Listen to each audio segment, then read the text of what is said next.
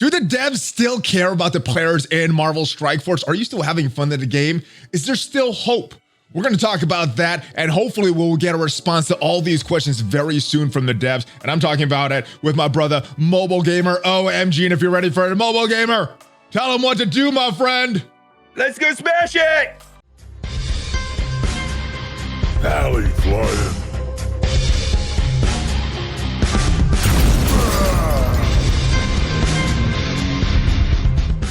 What is up, Valley Maniacs? I am ValleyFlyin. Welcome back to the ValleyFlyin channel. And in this video, we are talking about Marvel Strike Force. And do the devs at Scopely or Boundless Entertainment, whatever you want to call them, do they still care about the players? I mean, we have had radio silence from them for almost a month since a lot of outrage over these ISO 8 requirements, backwards progress. I'm discussing them about their OMG. Oh yeah, you're not OMG. I keep calling you that. You're not OMG anymore. You're a mobile gamer. What is up, straight brother? mobile gamer. I'm just straight mobile gamer now. No more OMG. That's gone. Oh man, it's been a long time I've been calling you OMG. So I'm probably gonna screw up. But that if you guys are not familiar with his old name, that's why I've seen some comments. That's why sometimes I call him OMG. But he's mobile gamer now. But all right. So the question. Do the devs still care about Marvel Strike Force? Is this something that they're still caring about? I know a lot of times you were saying there's too much money at risk for them to not care to make these changes. We have not heard anything for almost a month now about these Red Stars. We're talking about old stuff there. ISO 8 changes that are coming to the game, and really make some backwards progress, upset the community. I'm hearing about reports of a lot of players quitting. So in your opinion, do the devs still care about the community? Okay, well, do they care? I don't know if that's even it doesn't matter. I mean, I don't know if it matters, right? A couple things. I think I very, very, very clearly see this conversation happening somewhere at Scopely where there's this guy that says, and it's very telling because there was that article where they pretty much bragged about how much money and how to do mergers correctly, and that whole article about being humble. They got the power now. They're free to do what they want. You know, how to do mergers correctly and hire humble people and stuff. This is the conversation that I see happening over there at Scopely, is that there's a person who's in charge of money that maybe doesn't even play the game, and they're just a very smart, analytic, revenue business model person, right? And their job is to make money, and they do that well. And what they're saying is that, hey, look, we had Red Stars. There was a lot of people that complained about Red Stars. We made a lot of money on Red Stars. We took Red Stars over to Looney Tunes, and we implemented Red Stars over here. And we need to do what we're going to do with ISO 8 right now. And people are going to complain because the players just complain, but you know what? Money. And we're going to make money. And that's what this is a conversation is, you know what? Yeah, so what if people are complaining? They complain about Red Stars, money. You know what I mean? And I'm pretty sure that conversation happened. But here's the difference right now. And I know this, and you know this too, that things are pivoting right now. And I've had multiple people tell me the same thing is, I like playing this game. The game is kind of a hassle, but you know what? I need to go back to work. You know, I've been working at home, and I'm going back to the office, and I just don't have time to deal with this nonsense. And I need to, I don't really want to quit the game, but I want to go to more casual alliance. I don't have the time to blitz like crazy. I don't have time to do this ridiculous alliance war system where I have to, wake up at weird times. And people are just saying is I have other things to do. And I believe people going back to work is a bigger issue than a lot of these things. And, I know they think they're super smart over there, but most of their success was tied to COVID and everybody being at home. And this was a good outlet, the right place at the right time. And the same thing is happening right now where that is going away. And there's going to be another group of people that say, hey, I have time to play this game, but this nonsense, I'd rather play with this new shiny toy, Future Revolution, right? So they're coming into a place right now where they're going head to head with two big factors, Marvel Future Revolution and COVID, people going back to work, and they're gonna bring all this ISO 8 nonsense in. Wrong time, man. Bad, horrible timing to squeeze every little drop out of the players and do non-player friendly tactics. Yeah, very, very strange timing. You did mention those are the two big factors that they could against going back to work, Future Revolution coming out, and people are saying, you know what, this is too much stress. This is not what I'm playing. I wanna be able to relax and have fun playing this game, and that's what it was for many years. But the direction seems to change. I mean, we talked about this a couple weeks before this blog post came out. Are you still having fun in the game? And the answer for me was yes. I was having fun in War. I was having fun in Arena. I was having fun in the Doom raids. These things have changed since this blog post, for better or worse. So let's go to the game right now. Let's talk about it mode by mode right now. Arena? Are you having fun in Arena right now? Yeah, well, it's a function of Infinity Watch, though. So, first of all, I really did not like the Black Order on Black Order meta, and then it went to hybrid on hybrid. And now, I still have hybrids on defense, but I've been able to go to an Infinity Watch offense. It's kind of fun to punch up big. And that's fine. I don't know. I find that fun. You know what I mean? Is that fun for everybody? Probably not, because basically I've been compelled to purchase the next best thing, and power creep has made, this silver, the game is going to be called pre-Silver Surfer, post-Silver Surfer, right? Characters that came out after Silver Surfer are up here, and the rest of your roster is down here and going to be largely completely depreciated and probably eventually become completely irrelevant over time because of the power creep. And is that fun? Well, I think it definitely comes into the haves and have-nots. And, if you're willing to pay and get these new characters, I'm sure that's fun for you. And then if you don't want to, if you want to skip a team or skip a character or play at your own schedule, then, there's going to be this fear of missing out and feeling of being left behind. Yeah, definitely.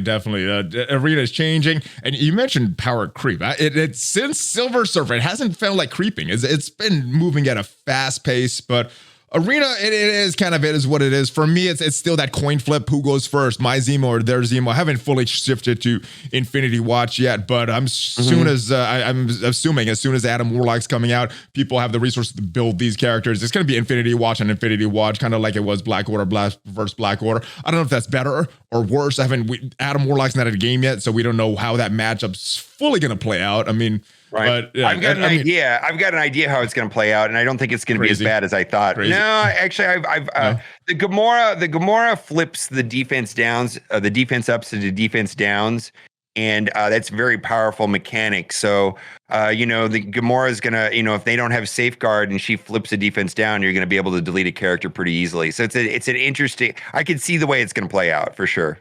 And what I've found just playing them in real-time Arena, I want my Nebula to go second and get all my evades and remove their evades from the Nebula. So it's seeming like, and I don't know what Adam Warlock's gonna bring to the table, but it's seeming like it's kind of be a coin flip as well. Let's talk about this. This is the big controversy right here. The Doom raids. The Gamma, man, when are they going to update Gamma? My goodness, that is so outdated with their tags.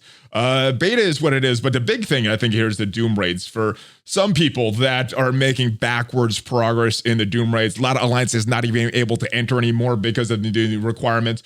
We were talking about a week ago, maybe it's 2 weeks ago. You're thinking it'd take about a week to get you back to where you were before these new ISO requirements. How is that happening? Well, not only did that not happen, a lot of people are just giving up on it. I'm finding that, dude, taking a character to ISO 5, and if you pick the wrong character, it's just like so much time and so much resources, and it's like, and then and it doesn't help the character that much. No. Like, you go from 4 to 5, and so what? Like, it's not like you pulled a 7 red star character. It's just like, oh, I get to play it, and oops, you picked the wrong character, and it doesn't help much. And I don't know. It doesn't seem like it's not I don't consider it to be fun. I don't like doing it. I don't think it's great because all it's doing is helping me get into something that I've already beat. It's not even like I'm moving forward at all. I've just basically got reset back, like wherever I was several months ago. And then it's like, wow, I have to go find the key to go through a door that I've already been through. That never feels good. There's a big issue with that in year one, that they kept moving the goalposts. I'm like, wait, this doesn't feel good. You know, I'm chasing all this progress just to get the same point that I was in a few months ago. What is the point of that? And I don't know. It makes me believe that most of the devs, at least the decision makers in Scopely and Boundless and the whole company, it makes me think that the devs, the decision makers at least, don't play this game at all, know what a grind this is, or they just don't care. It's all metrics to them.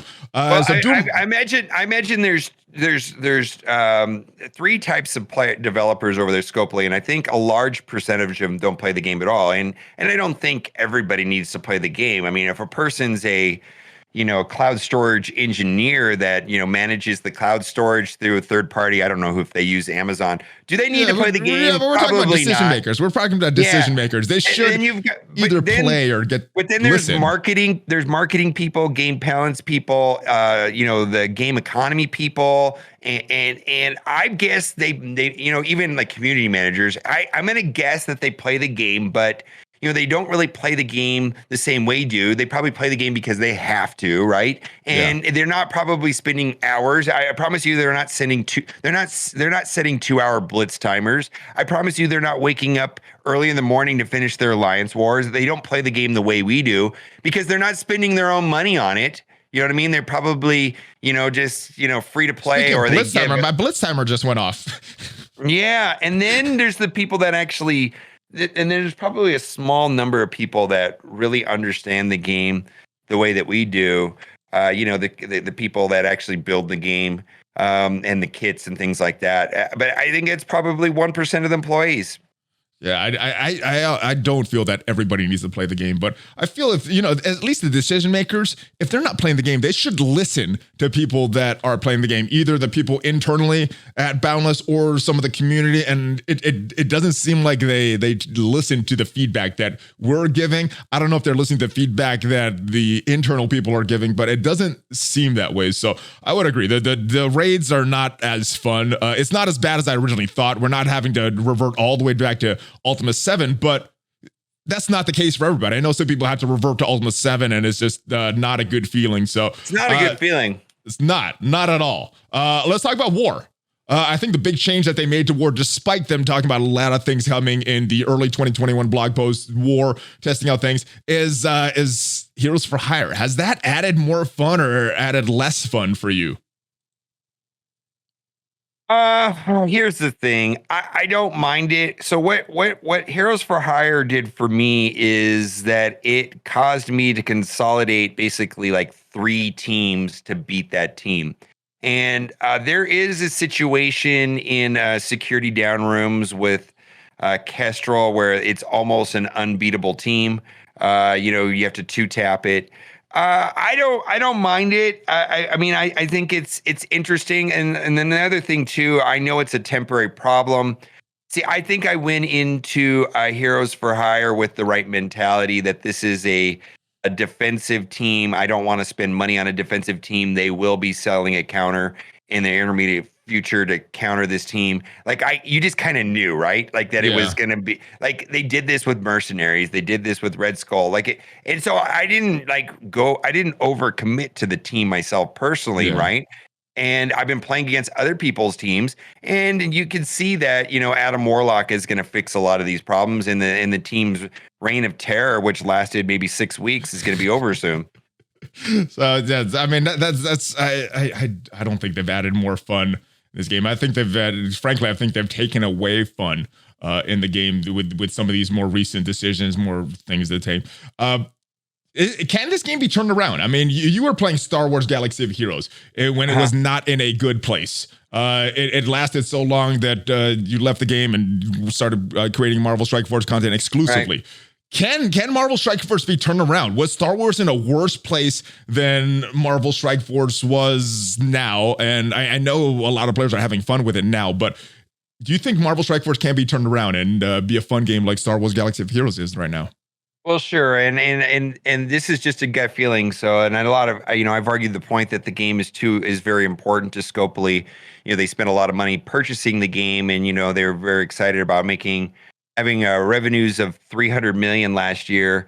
that they need to, and they put a lot of money out to buy the game, right? And Yeah. so it needs to be successful. I'm sure that they're going to navigate it. Now, one of the problems that was happening in Galaxy of Heroes, which this game also has, which created a different problem in Galaxy of Heroes, is a Jason Bember mentioned that the framework of the game is very fragile, and that's because it's Yeah. very old. My understanding, and without being a developer, not knowing anything, is that when I first started playing Marvel Strike Force, is like, oh my God, this is an exact clone of Galaxy of Heroes. And, that's a 6-year-old game that was probably developed 8 years ago. Yeah. And that falls into alignment with what Jason Bender was saying, is that the framework of the game is old. The code of the game is old, going back for probably at least 8 years. I've heard other people say that it's probably even code that was initially designed around the game Summoner's War, which maybe go back further than 8 years. You know what I mean? We're going back a long time. And so what Galaxy of Heroes did is that they redid their framework. And the problem with that is they spent a lot of time. It seems to me it was more than almost a year where basically nothing happened in the game other than greedy progression systems like relics and higher gear tiers and pushing out blue stars and gear tier 6. Nothing new came to the game other than money making progression systems and Sounds characters. Sounds familiar. But what they were doing is they were taking. They took almost a year and rebuilt the game up and rebuilt the framework. Now, I can't put that to words on exactly what that process is from a developer point of view, but I know that they had invested a lot of time. And my understanding is that they were also working on another game. So this work kind of was like double dipping. Like they needed to build a new game, which they're working on, and they could redo the framework for Galaxy of Heroes. And then they could kind of get away from the Unity engine, is my understanding. And it just took forever. And then when they finally did, I already left the game, and it looks like they're able to do a lot of cool things, but it took like at least a year, maybe even 18 months of downtime before where it just looked like it was a money grabbing scheme after money grabbing scheme with no new content. And it just took a long time. Now, Jason Bender said something kind of interesting. He did. He said, oh, well, you can take a month off and fix it. I was like, do that. If it's only going to take a month.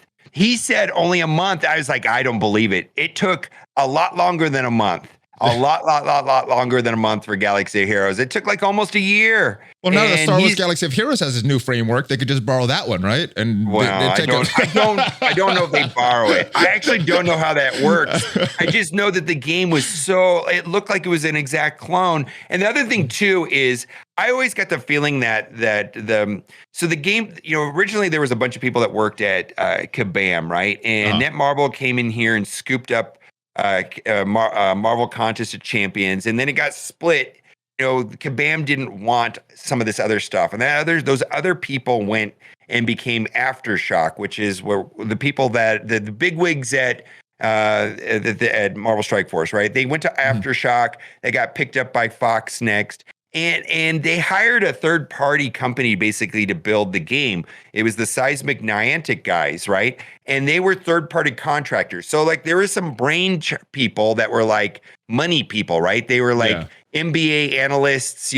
They had secured a license for Marvel, through Disney, and they had the rights to Marvel, and they wanted to make a game that was similar to Galaxy of Heroes, but they didn't want to develop the game themselves, so they contracted it out to side.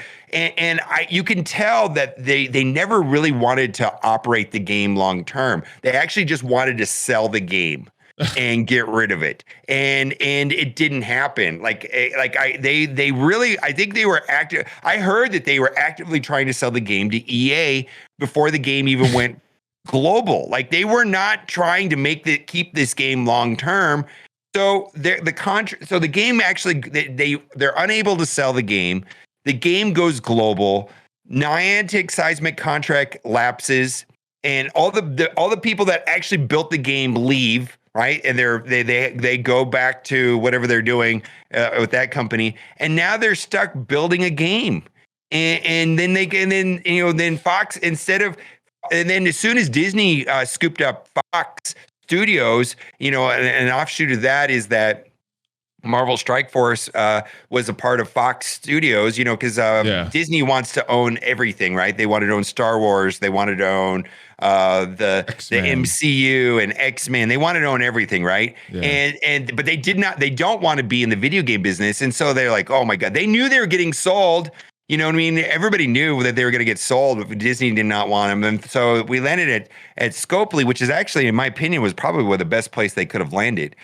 Because there's not a lot of choices for where they could have went, and it's very obvious to me. I don't think they looked this far out that the game would be this successful and they would still be operating it, and still have to build it. Like, I don't think they thought this far. Like, I thought I'm pretty sure that they thought they would have cashed out and been gone a long time ago. I mean, since last year, though, they knew what it was becoming. Scopely bought it. They had plans for it. They should have started planning at that point. Maybe in year one, they didn't know. Last year when Scopely bought it, they should have known at that point. No, yes, I think that was the first moment that they could have done anything is when Scopely acquired it.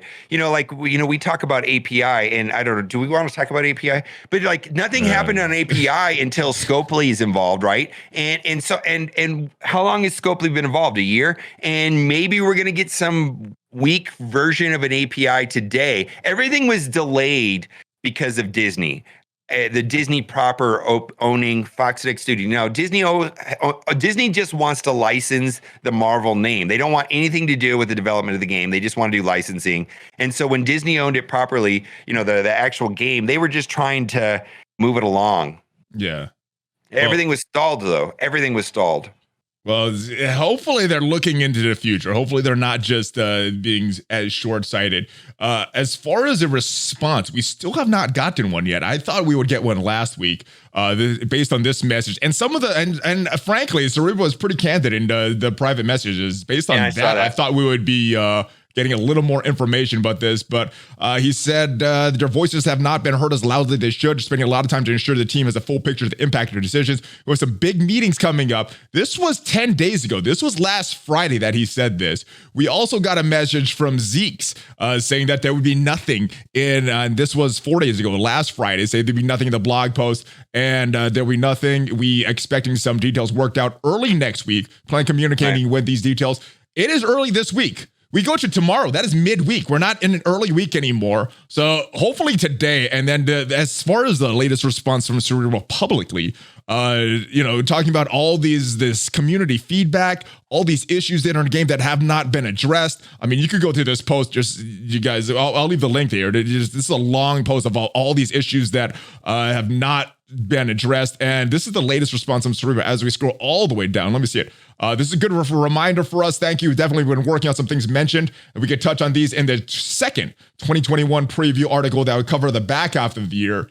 Based on what we saw in this the first half preview of 2021, costumes, monetization, ISO 8 tier 2, monetization, strike pass, more monetization, exclusive character, more monetization. They're talking about improvements. Stave squad tabs, not in the game yet. Raid season milestone, that did happen. This is pretty good at how it ended up. Red stars for Ultron, not really doing anything as far as gameplay, but more monetization based. API, we don't have the version that most players want yet, although it is offering some information to msf.gg. And the two things that I think people had the most issue with at the time that are under review: Alliance War, nothing's been done to change that. Real-time arena, there's been some slight changes, but there's still some issues about people either going for knockouts or objectives, and it's a game mode that it doesn't really align with both. So what are you expecting? What are you expecting from the devs? Do you think we're going to get some information this week about some changes to Doom raids? What are you expecting in this 2021 preview? If it's going to be more monetization, are they in fact fixing the framework, and that's why we're getting some? No, I don't think they're fixing the framework at all. No. What I think there's obvious. I mean, it's been there's been lots of screenshots of people talking about an Alliance War test server, and they're going to make some changes to Alliance War. Although those changes look really simple. Like you've seen them, right? It took them months to even implement that in a test server. Maybe they're not as simple because the framework is so fragile. Just to implement a little change like that will break the game totally. And then then there's obviously a discussion being had on the chaos that's happening in the game and people quitting the game is worth the money that they're getting from ISO 8. I don't know. I'm sure there's somebody over there analyzing that, and they're going to make a decision whether they're going to back off. I'm really surprised that they had ample feedback that this was not going to be well received, from the get-go. I mean, I think and they just didn't care.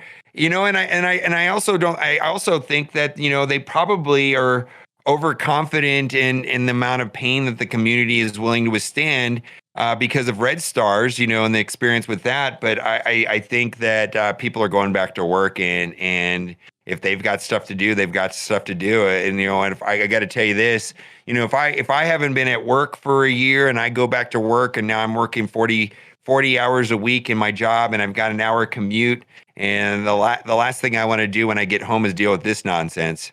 Yeah, it's and especially when they're taking away fun, changing goalposts, creating artificial bottlenecks that weren't there, that had no need to be there, because ISO 8 was a fun system that we could that we didn't need on any content, and we had the freedom to experiment with our characters. Not anymore. The game is not all bad, and I actually think that they're probably looking to make some severe changes with the framework, severe changes with the QA, severe changes with new game modes.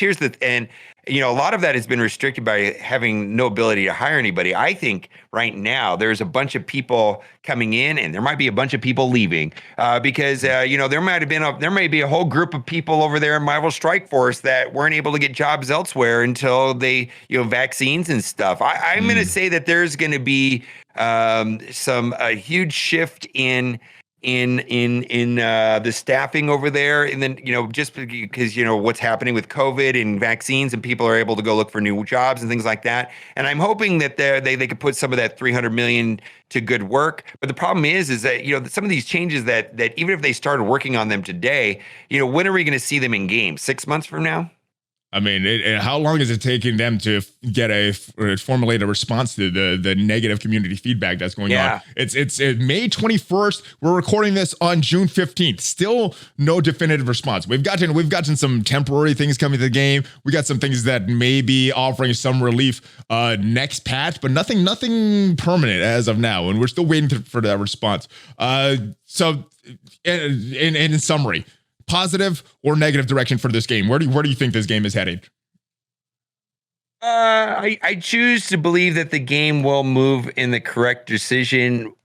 I also 1000% believe that will not offset the overall global mechanics of people going back to work. I think the game is going to shrink regardless of what they do, and I think it's poor timing on their part to try to implement something like this that's not player friendly. I hope you're right. I hope they make some changes to the game. I hope there's players that come back because of some positive changes, but I don't know. Am I being too overly optimistic? Let me know in the comments, guys. We're going to head over to your channel, and what are we going to talk about there? Do we have a topic? I don't know, man. I feel like we're going to go to your channel and talk about something in episode. How long is this video? 30 minutes? It is too long. It is longer than I thought, but we're leaving it up. There's a lot of good points that you made that I do want to leave in, so I don't want to edit anything out, but that is it, brother. Hopefully we get some relief soon. Hopefully we hear from the devs soon. Hopefully get an official response, and hopefully they find ways to bring fun back into the game. I don't mind the monetization if I'm having fun, but don't take away my fun and up the monetization. That is going in the opposite direction. Any other final thoughts on? I almost called you MG. MobileGamer. It's fine. Here, at the end of the day, like I really liked the way that they did Gear Dark Dimension 3 and 4. In exchange for the horribleness of a level cap increase and gear crap increase, there was a new game mode and a new reward and a new chase. You know what I mean? It was you go do DD3, which was trash, but DD4 wasn't. But getting in was challenging, right? And it's like it wasn't. I've seen in other games where it's like progression system money with no new content. At least with when they introduced DD3 and DD4, it was something to do, something to work towards.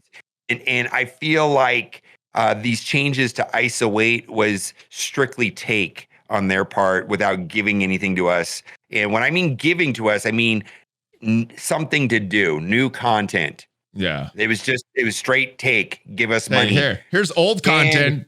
Come get it again. Come get it again if you want to play. Yeah, I don't think that's fair to the players. I think what they do with DD3 and DD4 and probably DD5 is at least reasonable, in my opinion. Something new to do in exchange for give us a lot more money for whatever new progression system they issue out to us. Yeah, I hope you're right. I hope this game does turn around. I hope we get some relief from the devs coming very soon, and some good news, some positive news, something that we could be excited about. Maybe a new game or something. I don't know. I'm hoping. I'm still optimistic. But as these days go on and we're hearing nothing, I'm getting a little more apathetic. I'm past the point of being upset. I'm just getting more apathetic the less we hear. So hopefully that turns around though. I want to be excited. I want to make some fun content with you. I want to get you back for some of the stuff you said on stream. Oh yeah, I always say goofy things. It is coming back. I can say whatever I want on the streams. That is great. I say some stupid stuff. I say everything on there, man. All right. Well, hopefully we can make some fun videos and I can get some revenge instead of talking about some serious stuff like this. But hopefully it does some good. That's why we're doing these videos. Give me a Hulk fist bump before you go, and we're gonna head over to the channel and continue this conversation. There it is. Hulk fist bump. Check out some of the other videos and check out the next video on OMG channel. ValleyFlyin and OMG out. Salty. I don't want to be salty, but I am. Give us fun back, Scopely. Give us fun so we can have fun.